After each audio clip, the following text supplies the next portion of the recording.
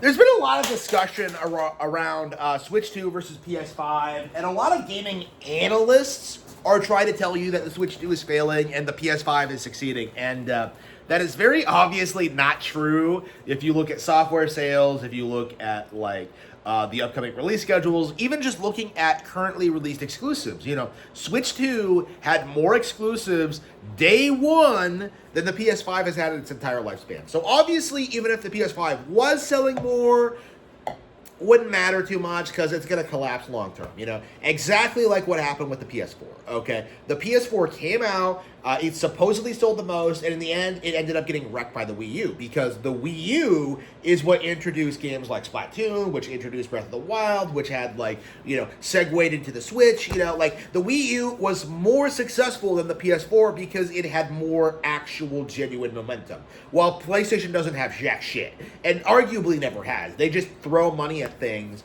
and expect to sell units based on brand name recognition. That's basically PlayStation's business strategy at this point. But one of the really funny things I've noticed, and something that a lot of people are not talking about, is how they're handling their current price hikes. Because this is really interesting.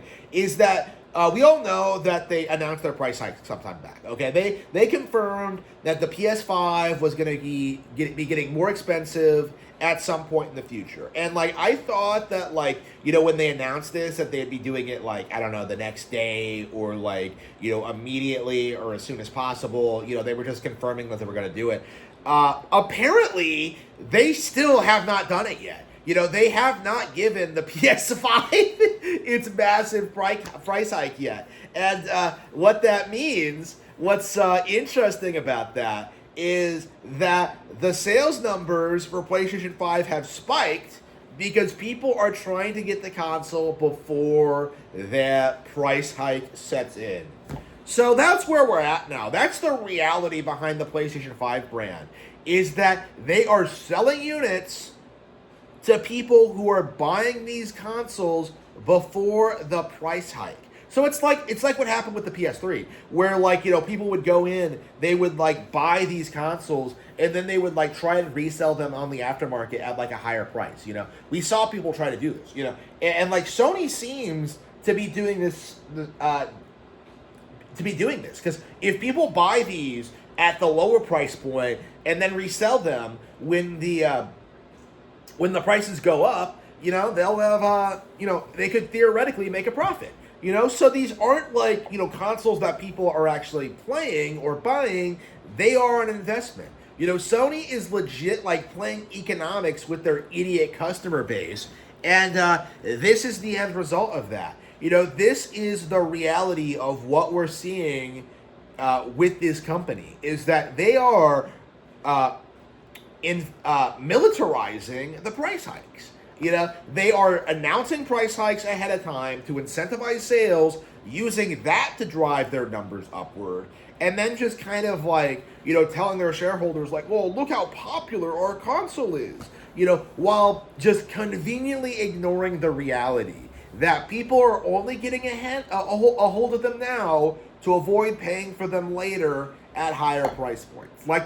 That's insane to me.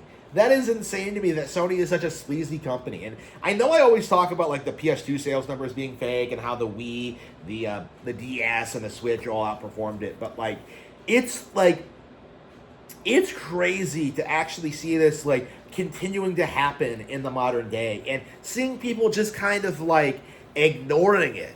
Just seeing people not pull back the curtain and see what Sony is actually like.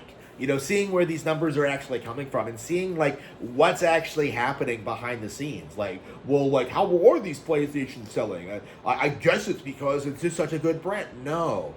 It's because they are manipulative, they are underhanded, and they will do anything to sell their units, even raise their own prices.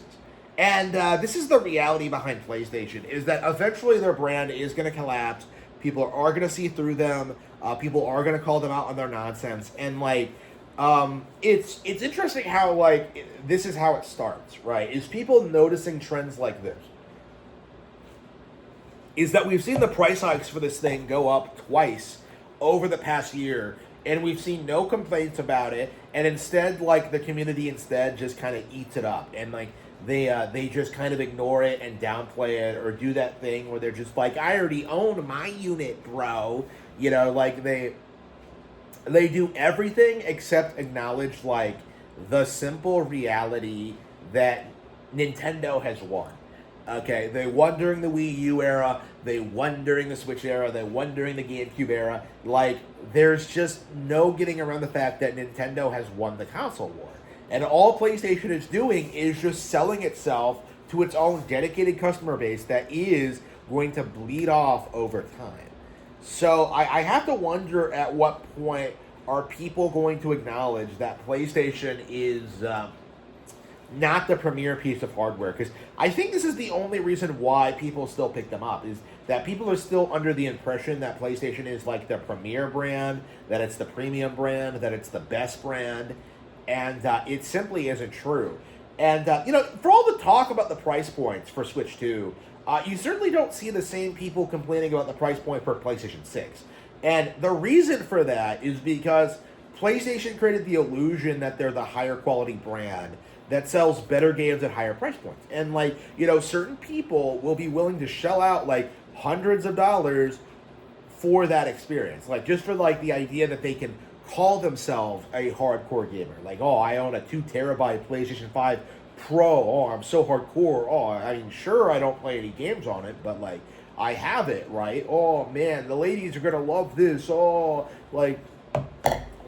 again, straight up Chad Warden nonsense. Okay, that's the situation we're in now. Is that we are seeing PlayStation sell itself to people who have no intention of ever using it, while Nintendo just dominates by actually making games people actually want to play. That is the major difference, I think, between the Nintendo and PlayStation audiences, is that Nintendo fans want to play games and PlayStation fans want a status symbol. That has always been the difference between the two. That is the primary difference between PlayStation and Nintendo, and it always has been, is that Nintendo is for gamers and PlayStation is for posers. That's just the reality of it.